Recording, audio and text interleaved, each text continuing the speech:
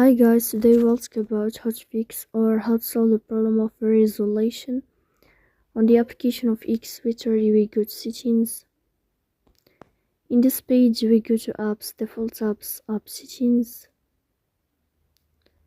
In this page, we'll search about the application of X Twitter.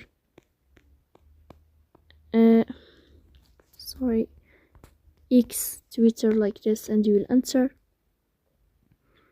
In this page of app info, you will click on first stop and you will click OK.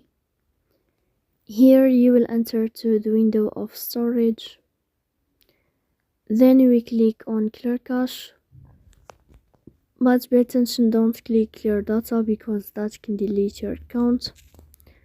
In the end, you can turn off your phone and you can wait a moment to restart your phone again. So please don't forget to support us by like and subscribe. See you next time and thank you for your watching.